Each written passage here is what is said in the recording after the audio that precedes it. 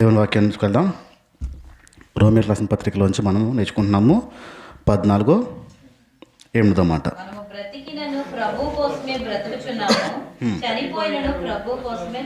చనిపోతున్నాము. Right. మన జీవితము దేవునికి సంబంధించింది. దేవుడు వారమయ్యి ఉన్నాము, ప్రభు వారమయ్యి ఉన్నాము. 12:1-3. పరిశుద్ధమును దేవునికి అనుకూలమునైన సజీవ యాగముగా మీ శరీరములను ఆయనకు సమర్పించుకొనుడని దేవుని వాత్సల్యమును బట్టి మిమ్మల్ని బతిమాలుకొనుచున్నాను. ఇట్టి సేవ మీకు యుక్తమైనది. మీరు ఈ లోక మర్యాదను అనుసరింపక ఉత్తమమును అనుకూలమును సంపూర్ణమైన దేవుని చిత్తమేదో పరీక్షించి తెలుసుకున్నట్లు మీ మనస్సు మారి నూతనమొకటి వల్ల రూపాంతరం పొందండి. రైట్. ఇక్కడ మనం కొన్ని పరీక్షలకి వెళ్తున్నాము, పరీక్ష చేసుకుంటున్నాము. మనము దేవునికి సజీవ యాగంగా అప్పచెప్పుకునే ముందు మన శరీరాల్ని మనం పరీక్షించుకోవాలి. పరీక్షించుకుని దేవునికి అప్పచెప్పుకోవాలి అనే విషయాలు మనం నేర్చుకుంటున్న విషయాలు. సామెతల గ్రంథంకి వద్దాం సరే. సామెతల గ్రంథము 6వ అధ్యాయము. సామెతల 6:6-10. 6:6-10. సోమరి చేమల దగ్గరికి వెళ్ళండి. చేమల దగ్గరికి వెళ్ళి మనిషికి చెప్తున్నాడు, వాటి నడతను గమనించండి, జ్ఞానం తెచ్చుకోండి. వాటికి లీడర్ లేడు, ప్రెసిడెంట్ లేడు, ప్రైమ్ మినిస్టర్ లేరు, ఎవరు లేరు. చేమలకి ఆలోచన చెప్పేవాడు కూడా లేడు, ఏ నాయకుడు లేడు. అయినా వేసవకాలం వస్తే ఆహారాన్ని సిద్ధపరచుకుంటాయి అవి.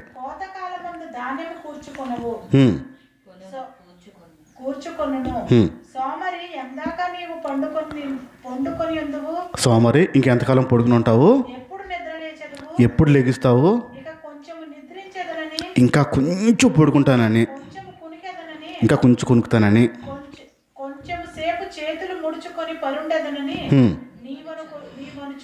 రైట్. ఈ చలికాలం చేసే పని అదే కదా, చలికాలం చేసే పని అదే కదా. చలికి లేకపోతే అసలు లేకపోతే పని ఉన్నా ఇంకేదైనా ఉన్నా లేవాలంటే త్వరగా అంత స్పీడ్గా లేకపోతే ఇంకొంచెంసేపు ఒక 5 నిమిషాలు అని అనుకుని 50 నిమిషాలు పడుకునిపోతాం, తెలియదు టైం. కొంచెంసేపు ఎంతసేపు ఈ చేమల దగ్గరికి వెళ్ళి నేర్చుకోమంటున్నాడు. సోమరి చేమల దగ్గరికి వెళ్ళి నేర్చుకో. ఎండాకాలం వచ్చిందా పని మొదలెట్టేస్తావి. అయ్యి బాబోయ్ ఎండాకాలం వస్తుంది రోయ్, పని చేసుకోవాలి, ఆహారం అంతా సిద్ధపరచాలి. ఎండాకాలం అయిపోయిన తర్వాత వర్షాకాలం వస్తుంది. వర్షాకాలంలో మనం బయటికి వెళ్ళాం, చేమలు ఒక్క చుక్క పడిందా కాలు చేతులు ఇరిగిపోతాయి. అట్లా వర్షాకాలంలో మేము బయట తిరగలేం కాబట్టి, ఆహారం దొరకదు కాబట్టి, ఎండాకాలంలో 6 నెలలకు సరిపడా మొత్తం సరుకంతా పెట్టుకుని రెడీ పెట్టుకుంటుంది. టైంని చాలా జాగ్రత్తగా వాడుతుంది చేమ. అక్కడికి వెళ్ళి నేర్చుకోమన్నాడు. సామెతలు 10:5 మాట. వేసవికాలం కూర్చువాడు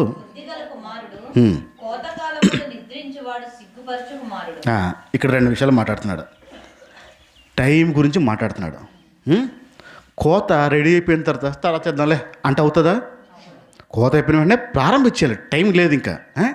ఇక్కడ ఈ 2 విషయాల్లోని ప్రభు మాట్లాడుతున్నాడు, దేవుడు మాట్లాడుతున్న విషయాలు, టైం విషయాలు చాలా జాగ్రత్త పడాలి, టైంని చాలా జాగ్రత్తగా వాడుకోవాలి, టైం ఉన్నప్పుడే అనే విషయాలు మాట్లాడుతున్నాడు. ఇప్పుడు కొంచెం కొత్త నిబంధనకు వద్దాం. రోమీయులకు రాసిన పత్రిక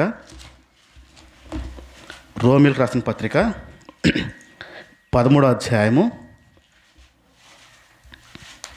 రోమీయులకు రాసిన పత్రిక 13వ అధ్యాయం 11-12 మాట. మరియు మీరు కాలముని ఎరిగి నిద్ర మేలుకొని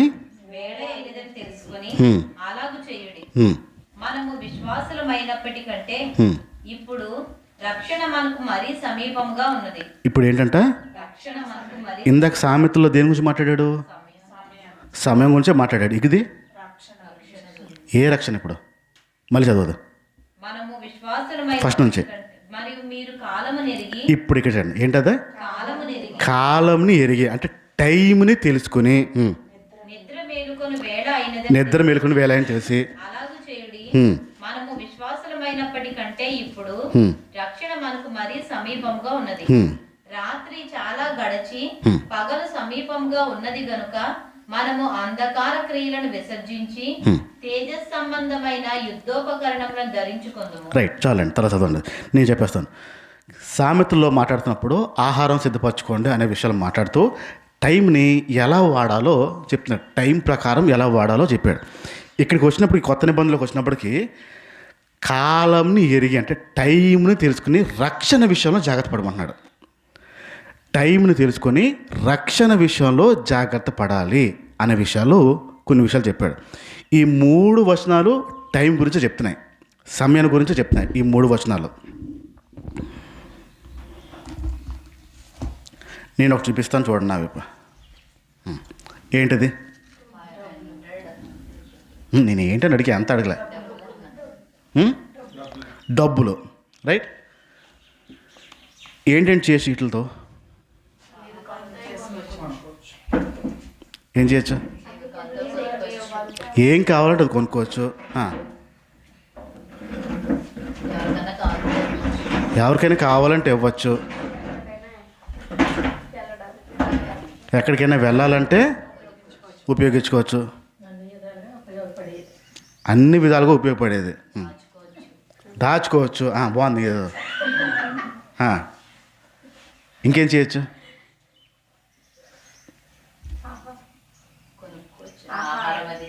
ఆహారం కొనుక్కోవచ్చు. అసలేంది ఒకటి ఉంది,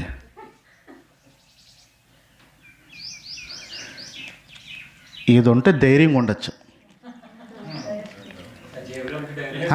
అది అసలైంది. ఇది ఉంటే ఒక రకమైన గుండె ధైర్యం, డబ్బు ఉంటే ధైర్యం. ఇది నిండుగా ఉంటే మనశ్శాంతిగా ఉండొచ్చు. ఉండదా? డబ్బులు ఉంటే మనశ్శాంతి ఉండదా? ఎందుకు ఉండదు? డబ్బులు ఉంటే మనశ్శాంతి ఎందుకు ఉండదు?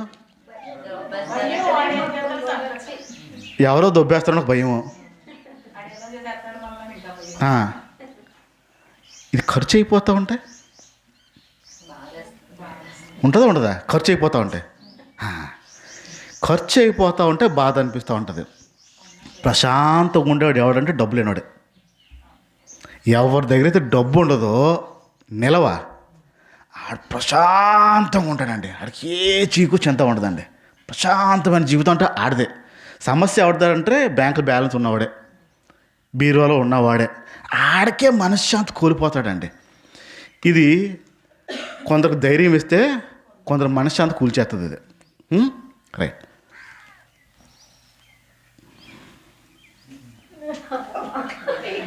ఏంటిది? గోల్డ్ చైన్, బంగారం. ఇష్టమా కాదా?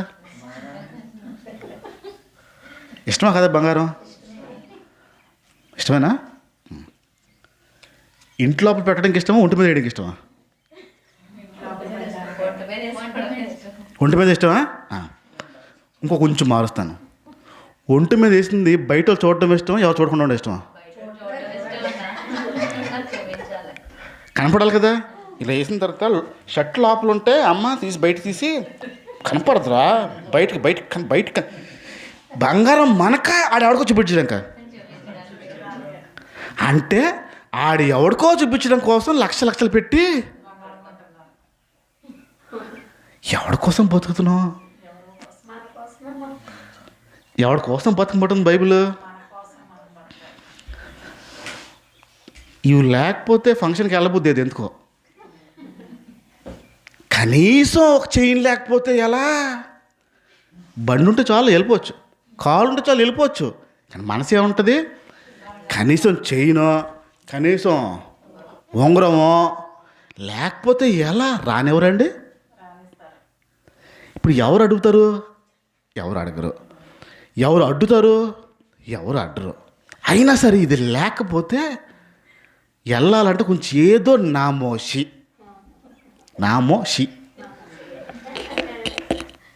ఇది లేకపోతే కనీసం వాళ్ళని మాయ చేయడం కింద రోల్డ్ గోల్డ్ పెట్టాల్సిందే. 1 గ్రామ్ గోల్డ్, 1 గ్రామ్ గోల్డేనా? 1 గ్రామ్ గోల్డ్. ఈ చైన్ లేకపోతే కనీసం వాళ్ళని మోసం చేసినా, వాళ్ళ కళ్ళు కప్పైనా బంగారం నమ్మించేలాగైనా ఒకటి వేసుకున్నాను. ఇది ఇది నేను ఇంకోటి చూపిస్తాను. రైట్, నా చేతిలో 3 వస్తువులు ఉన్నాయి. ఇప్పుడు ఏంటంటే ఉన్నాయి, డబ్బులు ఉంది, బంగారం ఉంది, ఏముంది, టైం ఉంది. ఈ మూడిటికి ఏదో సామెతలు అంటూ ఉంటాయి. అన్నిటికన్నా టైం విలువైంది. రైట్, విలువైంది. ఇంకా కలిపి ఒక సమయం పోతే రాదు. ఈ డబ్బు పోయిందనుకో వచ్చేస్తుంది, ఈ బంగారం పోయిందనుకో తెచ్చేసుకోవచ్చు. సమయం పోతే ఇది తిరిగిందా, ఎంత పెట్టినా ఎంత ఖర్చు పెట్టినా దీన్ని కొనలేవు నువ్వు. 150, 100 రూపాయలు పెట్టేది కొనేస్తావేమో మిషన్. దీంట్లో తిరిగే టైంని, కాలాన్ని మళ్ళీ ఏది సాటి రాదు. ఇప్పుడు విలువ ఏది, ఇదా రైట్. టైమే, డబ్బు ఒప్పుకుంటారా? మీరు ఏదో ఒప్పుకుంటారో జరగద్దు, చూసుకోండి. టైమే, బంగారం, డబ్బులు. రైట్, ఈ టైము విలువైనది. ఈ విషయాన్ని గుర్తుపెట్టుకుందాం. రోజులో ఎన్ని గంటలు ఉంటాయి? 24 గంటలు ఉంటాయి. రైట్, ఈ 24 గంటల్లో ఒకవేళ మన 24 గంటలని మన జీవితంలో తీసుకుంటే 24 గంటల్లో నిద్రకి ఎంత టైం కేటాయిస్తాం?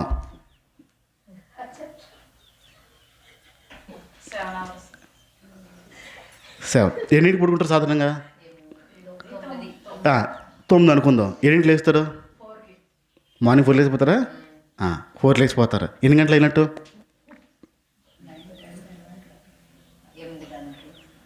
ఒక సుమారుగా ఒక 8 గంటలు వేసుకుందాం. 8 గంటలు. ఇంకా మిగిలింది 16. రైట్, 8 గంటలు నిద్రకి తీస్తాం. ఇంకా మధ్యాహ్నం పడుకోరా? అప్పుడప్పుడు మధ్యాహ్నంలో కొంచెం అప్పుడప్పుడు ఏదైనా కొంచెం ఫుల్గా తిన్నప్పుడు నిద్ర వచ్చేద్ది. బిర్యానీ తింటే మొత్తం వస్తుంది, డౌటే లేదు ఆ విషయంలో. ఫుల్గా బిర్యానీ తింటే మొత్తం వచ్చేస్తుంది. ఇంకెప్పుడు? ఆదివారం 9 నుంచి 11 పడుకునే టైము కాదా? నాకు చెప్తారేంటమ్మా, మీ అందరం చూస్తున్నాను నేను. శుక్రవారం 11 నుంచి 1 గంట పడుకునే టైము, 2 ఎక్స్ట్రా, 2 రోజులు. రోజు మొత్తంలో 8 కాక ఇంకో 2 గంటలు ఎక్స్ట్రా మీకు. నిద్రకి కొంత టైం మీ జీవితంలో. విశ్రాంతికి నిద్ర వేరు, విశ్రాంతి వేరు, 2 ఒకటి కాదు. నిద్ర వేరు, విశ్రాంతి వేరు. విశ్రాంతి అంటే పనులు అయిపోయి ఖాళీ కూర్చుంటాం చూడండి. ఏం చేస్తున్నాం అంటే ఏం లేదు అలా ఖాళీ కూర్చున్నా అంటారు చూడండి, అది విశ్రాంతి. ఖాళీగా అలా కూర్చుని ఉంటాం చూడండి, ఏ పని చేయకుండా ఏమీ లేకుండా ఉండేదాన్ని విశ్రాంతి అంటారు. నిద్ర అంటారు. నిద్ర వేరు, విశ్రాంతి వేరు. ఖాళీగా ఉండేదాన్ని. విశ్రాంతికి ఎంత టైం తీస్తారు రోజు మొత్తంలో 24 గంటల్లో? ఉండట్లేదా? మీకు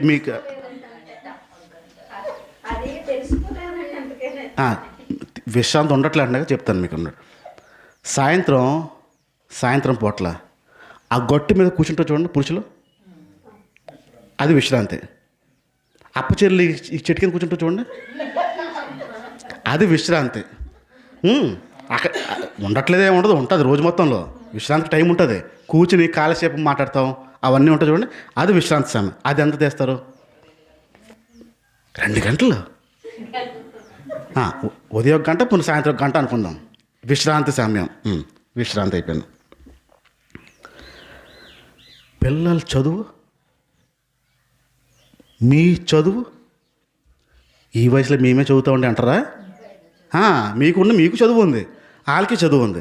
ఇప్పుడు వీళ్ళు ఎన్ని గంటలు చదువుతారు? ఉదయం స్కూల్కి ఎన్నింటికి వెళ్తారు? 8కి స్టార్ట్ అవుతుంది. 8 నుంచి ఇక్కడ చాలా కృప అనుకోవాలి. మీరు ఆంధ్ర సైడ్ వెళ్తే ఉండవు. 7ంటికి పొద్దున్న, మళ్ళీ సాయంత్రం 7, 12 గంటలు రుద్దురే. ఏంటంటే చదువు చదువు చదువు చదువు చదువు చదువు చదువు ఇంకేం ఉండదు. వాళ్ళ వాళ్ళ రోజులో సగం పూట వెళ్ళిపోద్ది అంతా చదువుకి, రైట్? ఇప్పుడు మన చదువుకి ఎంత టైం వెళ్తుంది?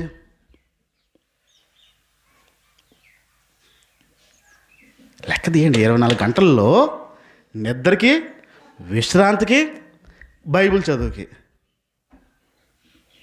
క్యాలెండర్లు ఆపేసాం కానీ లేకపోతే ఏ రోజు క్యాలెండర్ ఆ డేట్ చూసి చదివి వెళ్ళిపోతారు.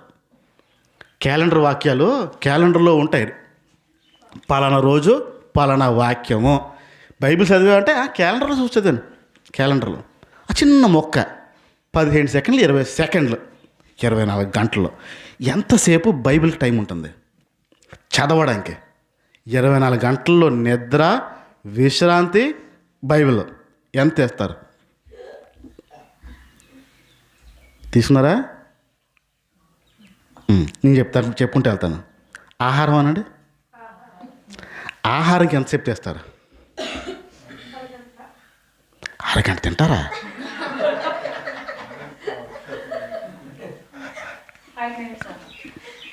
ఆహారంకి అరగంట సేపా? కాళ్ళు చేతులు కడుక్కున్న దగ్గర నుంచా? అలాగైతే పర్లేదు. మీకు బ్రేక్ ఎంతసేపు ఉంటుంది? బ్రేక్ హాఫ్ అన్ అవర్లో మొత్తం అంతా. హాఫ్ అన్ అవర్ చేతులు కడుక్కోవడానికి, తినడానికి, బాగుందో బాగాలో చెప్పుకోవడానికి, బాగోపోతే తిట్టడానికి, సనుక్కోవడానికి, అవన్నీ ఒక అరగంట. 24 గంటల్లో నిద్ర, విశ్రాంతి, చదువుకోవడం, ఆహారం, కొన్ని గంటలు అయిపోయాయి. ఐదో చెప్తున్నాను. రోజు మొత్తంలో ఆలోచించడానికి టైం ఎంత తీసుకుంటారు? ఏదైనా ఆలోచించడానికి టైం ఎంత తీసుకుంటారు? రాత్రి ఏముండాలో ఆలోచిస్తారా? ఉందా లేదా? రాత్రి ఏముండాలో ఆలోచిస్తారు. ఉదయం పిల్లల క్యారేజ్ ఏమున్నాయి, ఏమి లేవు, అవి ఉన్నాయి, అది నేను పెట్టాను కాబట్టి ఆలోచన టైం వెళ్తుందా వెళ్ళట్లేదా? ఆలోచనకి కొంత టైము వెళ్ళిపోతుంది. ఆలోచనకి కొన్ని ఉంటాయి చెప్పుకోలేము, కొన్ని ఉంటాయి దాస్తాం, వాటిని మనం ఆలోచిస్తాం. కొందరికి చెప్పుకోలేనివి మనం దాస్తాం. అదెంత టైం తీసుకుంటుంది?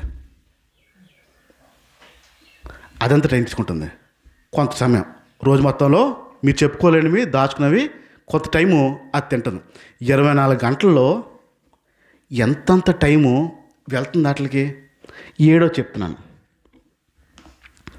మీ పని ఏమన్నా, చేతి పని అవనివ్వండి, ఇంటి పని అవనివ్వండి, ఎంత వెళ్తుంది టైము?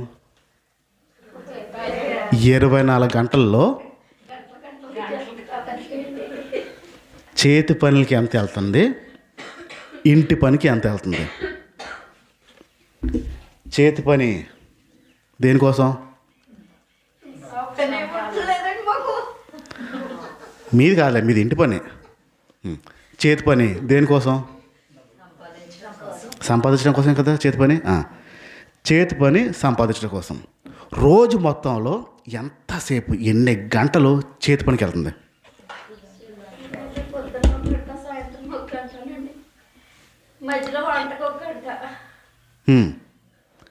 ఇప్పుడు 24 గంటల్లో లెక్కండి. 24 గంటల్లో నిద్రకి, తిండికి, మీ ఆలోచనలకి, మీ పనిపాట్లకి, మీ చేతి పనికి ఎన్ని గంటలు వెళ్తుంది? 24 గంటల్లో ఎన్ని గంటలు వెళ్తుంది? ఇప్పుడు చూడండి, చేతి పని గురించి మీరు పెట్టే టైము పని నిమిత్తం పెడుతున్నారా, పని ఇచ్చేవాడి నిమిత్తం పెడుతున్నారా? చాలా జాగ్రత్తగా ఆలోచించండి. ఆలోచన ఏముంటుంది మంది? పని లాభం, పని పెట్టుబడి, పని లాభం. మన టైము దీనికోసం వెళ్తుందా, పని ఇచ్చిన వాడి నిమిత్తం వెళ్తుందా? ఈ రెండే ఆగిపోతున్నాయి ఇక్కడ. ఎవరు పని ఇచ్చారో వాడి వైపు వెళ్ళట్లేదు, టైము అయిపోతూ ఉంటుంది. ఆ టైంని మీ పని పాటల్లో పని ఇచ్చేవాడి మీద దృష్టిని మలిచాలి. రైట్. నేను కొన్ని విషయాలు చెప్తాను.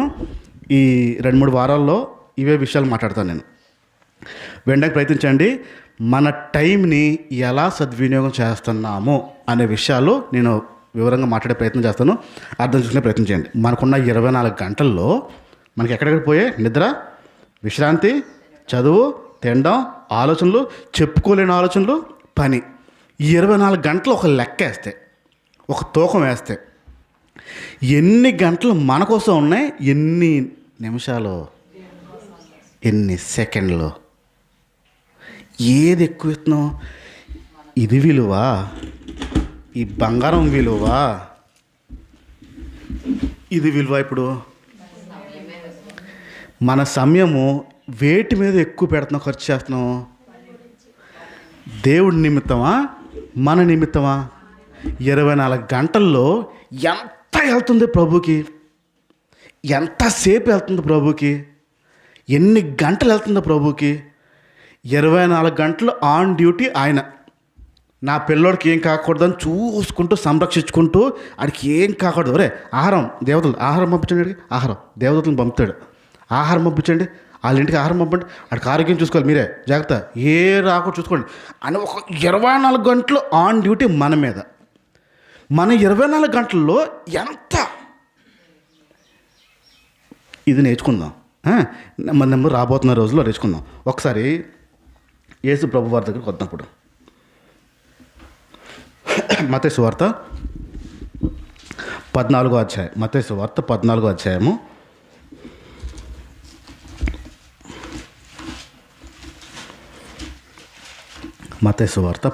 అధ్యాయము 22 నుంచి 23. వెంటనే ఆ జన సమూహములను తాను పంపివేయినంతలో తన శిష్యులు దోణి ఎక్కి తనకంటే ముందుగా అద్దరికి వెళ్ళవలెనని ఆయన వారిని బలవంతము చేశారు. రైట్. యేసు ప్రభు వారు వాక్యం చెప్పారు. వాక్యం చెప్పిన తర్వాత వెంటనే చేసిన పని ఏంటంటే శిష్యుల్ని పంపించాడు. మీరు వెళ్ళిపోండిరా అని చెప్పి పంపించాడు. పంపి ఈయన ఒక పని చేశాడు. ఏం పని చేశాడు? ఆయన ఆ జన సమూహములను పంపేసి ప్రార్థన చేయుటకు ఏకాంతముగా కొండ ఎక్కిపోయి. ఏంటది?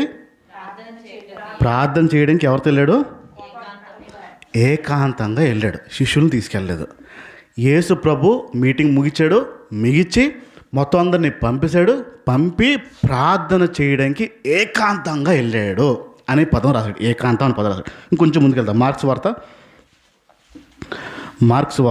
1వ అధ్యాయము, మార్క్ 1:35. ఆయన పెందలకడనే లేచి ఇంకను చాలా చీకటి ఉండగానే బయలుదేరి అరణ్య ప్రదేశమునకు వెళ్ళి అక్కడ ప్రార్థన చేయుచుండెను. రైట్. ఆయన పెందలకడ లేచి ఇంకా చీకటి ఉండగానే అరణ్యంలో ప్రార్థన చేయుచుండెను. కింద ఇంకా సీమోను అతనితో కూడా నున్నవారు ఆయనను వెతుకుచూ వెళ్ళి ఆయన్ని వెతికారంట. అంటే ఒక్కడే వెళ్ళాడా, అందరితో వెళ్ళాడా? అంటే యేసు ప్రభు శిష్యులు లేవకముందు వెళ్ళి ఏకాంతంగా ప్రార్థన చేయడానికి ప్రారంభించాడు. చాలు. రైట్. ఇప్పుడు యేసు ప్రభు శిష్యులతో పాటే ఉన్నాడు. కానీ శిష్యులు ఇంకా పడుకుంటుండగా లెగిసి చీకట్లోనే వెళ్ళి ప్రార్థన చేయడానికి వెళ్ళిపోయాడు. ఒక్కడే వెళ్ళాడు. ఇక్కడ ఆలోచించండి. తెల్లవారు లేచి ప్రార్థనలు ఉన్నాయి లేవా? చేస్తారా, చేయరా? ఇక్కడి నుంచి వచ్చిన పద్ధతులే. అంటే యేసు ప్రభు లేచాడు కాబట్టి ఇక్కడ ఒక అపోహ ఏంటంటే గమనించండి. ఒక చర్చిలో నేను కూర్చుని ఉన్నప్పుడు ఒక సిస్టర్ గారు సాక్ష్యం చెప్తున్నారు. ఏంటంటే కొన్ని నెలల నుంచి నేను ప్రార్థన చేస్తుంటే దేవుడు నాకు సమాధానం ఇవ్వట్లేదు, నాకు స్పందించట్లేదు, నాకు చాలా బాధ అనిపించింది. కారణం ఏంటో అని నేను ఆలోచించాను. నేను మధ్యాహ్నం టైంలోంచి లేదా 10 టైం నుంచి నేను ప్రార్థన చేసుకోవడానికి అలవాటు. నేను ప్రార్థన టైము చూస్తున్నాను, రాత్రి కూడా చూస్తున్నాను. చూసిన తర్వాత నాకు ఒకటి అర్థమైంది ఏంటంటే ఉదయం అంతా జనాలు లెగిసే ఉంటారు కాబట్టి, ఎక్కువ మంది ప్రార్థన చేస్తారు కాబట్టి, ప్రార్థనలు ఎక్కువ అయిపోయి దేవుడు బిజీ అయిపోయి వినట్లేదేమో అని ఆలోచించాను. ఏ టైంలో దేవుడు ఖాళీగా ఉంటాడా అని ఆలోచించి, మనుషులు పడుకునే టైం ఇదా అని ఆలోచించి 12 తర్వాత ఇంక లెగిసి ఉండరు ఎవరనో. 12 నుంచి 3 లోపల మళ్ళీ 3ంటికి లేచి బ్యాచ్ ఉంటుంది, చదువు ప్రార్థన చేసే బ్యాచ్ ఉంటుంది. కాబట్టి 12 నుంచి 3 లోపల ప్రార్థన చేస్తే దేవుడు వింటాడు అని టైంని కనిపెట్టి ఆవిడ ప్రార్థన చేసిందంట. ఇప్పుడు 12 నుంచి 3 లోపల. ఏ రోజైతే చేశానో ఆ తర్వాత రోజే సమాధానం వచ్చిందండి అని చెప్పిందండి. వచ్చిందని చెప్పింది. అక్కడ ఉన్న కొందరు ఎర్రోళ్ళు ఉంటారే, ఈ అమ్మ చెప్పింది నిజం అని చెప్పి వీళ్ళు జనం ప్రారంభించారు. తర్వాత రోజు సాక్షి ఏంటో తెలుసా? ఇంకోళ్ళు లేచి ఆ సిస్టర్ గారు చెప్పారు సరైన చిటక అంట. యేసు ప్రభు దగ్గర చిటక అంట. మళ్ళీ చూడండి, సరైన చిటక అది. నేను ఆవిడకిలాగే 12 గంటలు లెగిసి ప్రార్థన చేశాను దయ్యంలాగా. అప్పుడు ఇనిసాడంట. పాస్టర్ గారు ఏం అనలేదండి. ఆ చర్చి పాస్టర్ గారు దేవుని స్తోత్రం అంటే చప్పట్లు కొట్టారు బ్యాచ్ అంతా. నా లోపల మంట ఆగదు కదా మరి. ఎలాగైనా ఆంటీ గారిని పట్టాలి, ఎలాగైనా దొరకాలి. ఒక్క 5 నిమిషాలు చాలు. 5 నిమిషాలు ప్రభా. ఇది నా ప్రార్థన. 4వ వారం దొరికింది. ఆంటీ గారు చక్కటి సాక్ష్యం చెప్పారు, భలేగుంది అని. దేవుడిదే బాబు, దేవుడిదే అంటుంది. సరే, నాకు ఒక చిన్న డౌట్ ఉంది, చెప్పండి మీరు అన్నాను. చెప్పు బాబు. 12 నుంచి 3 లోపల చేస్తే దేవుడు వింటాడు కదా అని. ఖచ్చితంగా వింటాడు. ఆ టైంలో దేవుడు ఖాళీగా ఉంటాడు. వీళ్ళందరూ నిద్రపోతారు కదా, బ్యాచ్ నిద్రపోతుంది కదా, ప్రార్థనలు ఉండవు కదా. ఏం ప్రార్థనలు ఉండవు, మనం డైరెక్ట్గా వెళ్ళిపోద్దు బాబు అని చెప్పింది. ఇప్పుడు సరే అమ్మా, 12 నుంచి పడుకుని ఉంటారు కాబట్టి వింటాడు అంటున్నావు కదా. ఇక్కడ రాత్రి అయినప్పుడు అమెరికాలో పొద్దున అవుతుంది, వాళ్ళు ప్రార్థన చేస్తారు కదా మరి అన్నాను. అంటే వింటాడంట పొద్దున ప్రార్థన వాళ్ళది. ఒక్కసారి ఆగింది. అమెరికాలో పొద్దున అవుతుంది, వాళ్ళ ప్రార్థనలు మొదలెట్టదు కదా, ఇంటా ఉంటాడు కదా మరి. నువ్వు ఇండియా అంటున్నావు, ఆయన మొత్తం కదా దేవుడు, ఎలాగా అన్నాను. ఇది ఆలోచలే బాబు అన్నదండి. ఈవిడ చేసిన పని మొత్తం బాకింది. రైట్.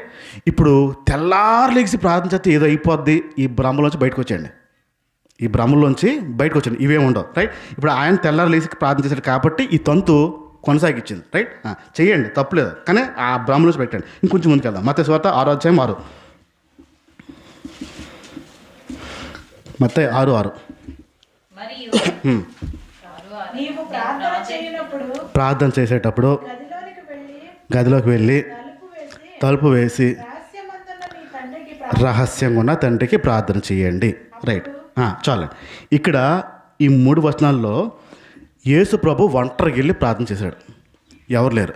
యేసు ప్రభుతో పాటు శిష్యులు ఉన్నారు, వాళ్ళని కూడా వదిలి వెళ్ళి ప్రార్థన చేశాడు. మళ్ళీ ఏమంటున్నాడు? మీరు ప్రార్థన చేసినప్పుడు రహస్యంగా చెయ్యండి. రహస్యంగా గదిలోకి వెళ్ళి తలుపు వేసుకుని చెయ్యండి. ఇక్కడ ప్రార్థన అనే విషయంలో దేవుడు ఏదో మనుషుల నుంచి ఆశిస్తున్నాడు, ఏదో కోరుకుంటున్నాడు. ఒక సిస్టర్ గారు వచ్చి ఒక కంప్లైంట్ చెప్పింది. ఏంటంటే కంప్లైంట్ అంటే, అన్నా మా ఆయన నాకు టైం ఇవ్వట్లేదు అన్నా అన్నది. ఏమి ఇవ్వట్లే అన్నాను. టైం ఇవ్వట్లే అన్నది. ఏమివ్వట్లేదు? పట్టుకెళ్ళు కొనుక్కో, టైం దాంట్లో ఉందన్నాను. ఆ టైం కాదన్నా, నాకు ప్రత్యేకంగా టైం ఇవ్వట్లేదు అన్నాడు. మీ ఆయన వేరే ఊర్లో ఉంటున్నాడా అన్నాను. వేరే ఊర్లో కాదు, నా దగ్గరే ఉంటాడు. మరి నీ దగ్గర ఉంటే టైం ఇవ్వకపోవడం ఏంటి అన్నాను. అంటే ఉదయం ఎగుతాడన్నా, పనికి వెళ్తాడన్నా, మధ్యాహ్నం వస్తాడంట భోజనం టైంకి. ఆ టైంలో కూడా ఫోన్లో మాట్లాడి ఏదో తింటాడు, ఏదో చేస్తాడు, పని విషయాలు మాట్లాడుతుంటాడన్న. మళ్ళీ పొద్దున్న సాయంత్రం వెళ్ళిపోతాడన్న, సాయంత్రం అవుతాడన్న, మళ్ళీ సేమ్ ఫోన్లు గీళ్ళు పెట్టుకుని తిండా అంటాడు, అన్నీ చేసుకుంటాడన్న. 8 అయినప్పటికీ కాసేపు మనసు పూర్తిగా మాట్లాడుతూ ఉంటే నిద్రపోతాడన్న అన్నది. ఇంట్లోనే ఉంటున్నాడు, కలిసే ఉంటున్నాడు, కానీ ఏమేమిట్లేదంట. ఇంట్లో ఉన్నాడు కదా, కానీ ఏం కావాలనుకుంటుంది? ప్రత్యేకంగా ఒక టైం కావాలనుకుంటుంది మా ఆయనతో మాట్లాడడానికి, మా ఆయనతో కష్ట సుఖాలు చెప్పుకోవడానికి, మా ఆయనతో ఆ విషయాలు కావాలని. ఇప్పుడు యేసు ప్రభు కూడా ఏదో ప్రత్యేకత కోరుతున్నాడు మనుషుల నుంచి. ప్రార్థన చేస్తున్నప్పుడు ఒక ప్రత్యేకత కావాలని ఇష్టపడుతున్నాడు దేవుడు. అంటే ప్రార్థన అంటే ఏంటి? ఇంతకీ మనకు తెలిసింది, దేవునితో మాట్లాడడం. ఇంకా దేవునితో మాట్లాడడం, దేవుని అడుక్కోవడం, అంతే కదా. అదేలే అడగడం కావాల్సిందే, అడగడం. దేవునితో మాట్లాడడం, దేవుణ్ణి అడగడం. దేవునితో మాట్లాడినప్పుడు ఏం మాట్లాడతారు? అడిగేదే అడుగుతారు, కావాల్సింది అడుగుతారు కదా. ఏం మాటలు కాదు అది, మాటలకి అడగడానికి మళ్ళీ తేడా లేదు. దేవునితో మాట్లాడడం ఒక ప్రత్యేకమైన సంబంధం ప్రభు ఆశిస్తున్నాడు. ఆ విషయంలో, ప్రార్థన విషయంలో, మనకున్న టైం విషయంలో ఎంత పర్ఫెక్ట్గా వాడుతున్నామో, ఎంత అమూల్యంగా వాడుతున్నామో. ఇప్పుడు నా దగ్గర ఒక వస్తువు ఉంది, మళ్ళీ చూపిస్తాను మీకు. ఇదేంటిది? ఏం water? Rose water, gulab Jal కదా. డాబర్ గులాబ్ జల్ ఇది. దేనికి వాడతారు ఈ గులాబ్ జల్? ముఖానికి రాసుకుంటారు. రాసుకుంటే ఏమవుతుంది? పోనీ చూసారా? చూసారు, తెలుసు కదా. ముఖానికి కొందరు రాస్తారు. అది బిర్యానీలో కూడా వేస్తారు. రోజ్ వాటరు బిర్యానీలో కూడా వేస్తారు. ఆ ఫ్లేవర్స్ రావడానికి బిర్యానీ ఇది రోజపు ఆ రేకలు ఎలాగేస్తారో వాటర్ కూడా పైన చల్లుతారు. బిర్యానీలో కూడా వాడతారు. ఇది ముఖానికి కూడా రాస్తారు. దీని రేటు 30 రూపాయలు. దీని రేటు 30 రూపాయలు ఉంది. ఎంత? 59 ml. 59 ml 30 రూపాయలు ఖరీదు. ఎంత? వాస్తవానికి దీంట్లో ఉన్నది గులాబ్ జల్లు. వాసన గులాబ్ పూలతోనే వస్తుంది. స్వచ్ఛమైనది, అంటే స్వచ్ఛమైన సారము గులాబ్ జల్ది. రేట్ ఎంత ఐడియా ఉందా మీకు? స్వచ్ఛమైన గులాబ్ జల్తో ఇది తయారు చేస్తారు. మొత్తం గులాబ్ జల్ కాదు ఇది. చెప్తున్నాను చూడండి.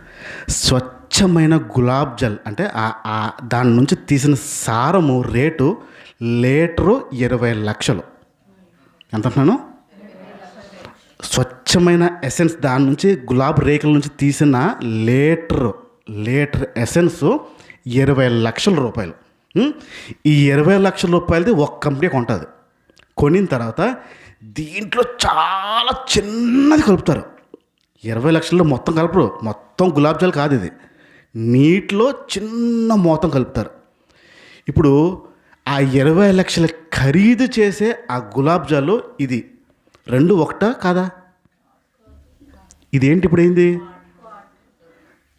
విలువైంది ఏది? దాని నుంచి తీసిన సారము అసలైన విలువైనది. ఇది పలచన, డూప్లికేట్ కాదు కానీ పలచన, ఎక్కువ నీరులో చిన్న మోతం. ఆ 20 లక్షలు పెట్టి కొనే ఆ సరుకుని కొన్ని వేల లీటర్లో కలుపుతారు. అంత డబ్బు పెట్టుకున్న తర్వాత కొన్ని వేల లీటర్లో కొంటారు. మనం ఇది రాసుకుంటున్నప్పుడు గులాబ్ జాల్ వాడేస్తున్నాం అని అనుకుంటారు, కానీ చాలా చిన్న మోతం. ఇది పలచన. ఏంటది? పలచన చేస్తారు, చేయరా? కొన్ని విషయాలు చేస్తారు, చేయరా?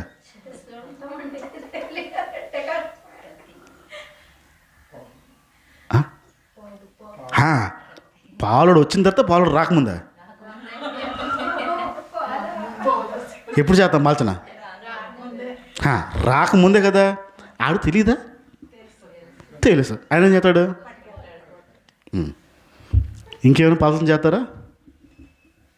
చట్నీ అయిపోతూ ఉంటే కొంచెం నీళ్ళు కొంచెం ఉప్పు వేసి అంత కలిపెడమే కదా పలచన. వాస్తవాన్ని కొంచెం పలచన. ఇప్పుడు ఇది ఒరిజినల్ది పలచన. కుంకుమ పువ్వు వాడారా? అమ్మో అంత రేటుదే. కుంకుమ పువ్వు వాడారా వాడలేదా? వాడతారు. ఒరిజినల్ వాడుతున్నామో డూప్లికేట్లు వాడుతున్నాం? తక్కువ రేటు పెట్టింది కొనింది ఏదైనా సరే డూప్లికేటే. అది ఎంత తెలుసా? కేజీ ఎంత తెలుసా? కుంకుమ పువ్వు 3 లక్షలు. కేజీ కుంకుమ పువ్వు 3 లక్షల రూపాయలు కేజీ. ఒరిజినల్ది. మనకు మార్కెట్లో దొరికే 50 రూపాయలు 100 రూపాయలు కూడా అన్నీ డూప్లికేట్లే, నాసిరకం. అదేం కాదు కుంకుమ పువ్వు. ఇప్పుడు ఒరిజినల్ది ఒక విలువ ఉంది. ఇప్పుడు మీకున్న టైంలో ఇప్పుడు గమనించండి, మీకున్న టైంలో మీరు చేస్తున్న ప్రార్థనలో ఎంత ప్రార్థన విలువైంది చేస్తున్నారు, ఎంత ప్రార్థన కల్తీ చేస్తున్నారు. కల్తీ అంటే అదేలేండి, పాల్చండి అది మన భాషలో. మీకు ఇవ్వబడిన 24 గంటల టైంలో, మీకు ఇవ్వబడిన 24 గంటల టైంలో మీరు చేస్తున్న ప్రార్థనలో ఎంత టైము ఒరిజినల్ అండి, ప్యూర్ అండి, ఇంకా ఆ ప్రార్థన తిరిగే లేదండి, నికాస్ అయిందండి, టెస్ట్ చేస్తే మన టాప్ అండి అని అలా ఉండాలంట. ఉందా కల్తీ ప్రార్థనలా? నా కల్తీ వచ్చేస్తుంది, పర్లేదు. కల్తీ ప్రార్థనలో స్వచ్ఛమైన రోజు మొత్తంలో 24 గంటల్లో ఒక్క విషయం కూడా నాణ్యమైనది, స్వచ్ఛమైనది, విలువైనది లేదా? 24 గంటల్లో ప్రభువుకు ఒక్క విషయం కూడా లేదంటారా?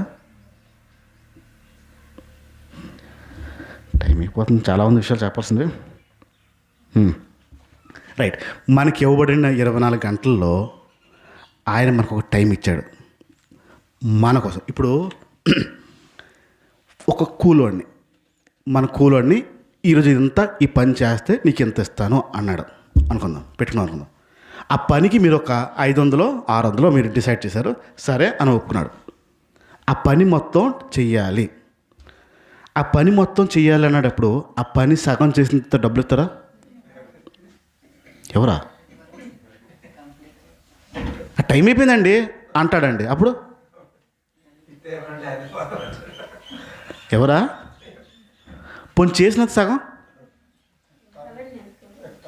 వేస్తాం.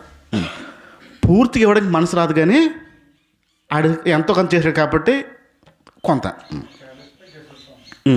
రైట్, ఇప్పుడు ఒక పని అప్పచెప్పిన తర్వాత చేయడానికి కొంచెం ఆడు పూర్తిగా చేయకపోతే మన దగ్గర డబ్బు ఇవ్వడానికి మనకి మనసు రాదు. పూర్తిగా చేసిన తర్వాత అప్పుడు కష్టమే ఇష్టంగా, ఇష్టమా అప్పుడు ఇష్టంగానే ఇస్తారు. తీసుకో అని చెప్పి ఆడు ఇంకా బాగా కష్టపడితే ఒక 10,000 ఎక్స్ట్రా వేసి ఇవ్వాలనిపిస్తుంది. ఇప్పుడు మీకు ఇవ్వబడిన ఈ 24 గంటల టైంలో ఆహారం పెట్టి పోషిస్తున్నాడు ఆయన, ఆరోగ్యం ఇస్తున్నాడు ఆయన, బలం ఇస్తున్నాడు ఆయన, శక్తి ఇస్తున్నాడు ఆయన, కాపుదలు ఇస్తున్నాడు ఆయన. రిటర్న్లో ప్రార్థనలో ఏం ప్రార్థన చేస్తున్నాం? కల్తీయా, స్వచ్ఛమా? ప్రార్థన విషయంలో మీకు ఇవ్వబడిన టైంలో ఎంత నాణ్యం ఉంది, ఎంత క్వాలిటీ ఉంది? మీరు చేసే ప్రార్థనలో ఎంత క్వాలిటీ అయిన ప్రార్థన చేస్తున్నారు? బట్ట కొంటున్నప్పుడు క్వాలిటీ చూడరా? క్వాలిటీ ఉండాలి. మెయిన్ డబ్బులు పోయినా క్వాలిటీ ఉండాలి. ఏది కొన్నా క్వాలిటీ మనం చూడటం అలవాటు, క్వాలిటీ ప్రకారం కొంటాం. ఇప్పుడు మీ 24 గంటల్లో క్వాలిటీ అయిన ప్రార్థన ఏది ఉంది? ఆయన పోషిస్తున్నందుకు, ఆయన చూసుకుంటున్నందుకు, ఆయన అన్నీ చేస్తున్నందుకు ఆ పని, నాణ్యమైన పని ఎక్కడుంది? మనకి ఉందా? టైంని ఎలా వాడుతున్నాం మరి? ఇది వస్తే పోయినా మళ్ళీ ఇదే సంపాదించేసుకోవచ్చు. ఇది కనుక ఒక్క సెకండ్ అటు వెళ్ళినా మళ్ళీ సంపాదించలేం. ఇది విలువైంది. ఈ విలువైన సమయంలో ప్రార్థన అనే విషయంలో ఎంత నాణ్యంగా ఇస్తున్నాం, ఎంత శుద్ధమైనది దేవుడికి ఇస్తున్నాం. 24 గంటల్లో ఎంతసేపు చేస్తున్నాం? పావుగంట, 20 నిమిషాలు, 30 నిమిషాలు, పోని గంట ఇచ్చారనుకుందాం. గంటలో ఎంత నాణ్యం? రోజు మొత్తం 24 గంటల్లో 23 గంటలు మీ సొంత పనులు తీసినా, ఒక గంట పొద్దున్న, అరగంట పొద్దున, రాత్రి అరగంట అనుకున్నా, ఎంత క్వాలిటీ ఉంది దాంట్లో? ప్రార్థనలో ఏదైతే ఆశిస్తున్నాడో అది వస్తుందా? ఏకాంతంగా వెళ్ళి ప్రభుతో ఒక సహవాసం చేయాలనుకున్నాడు యేసు ప్రభు. అది వస్తుందా? ఇంకేదైనా వస్తుందా?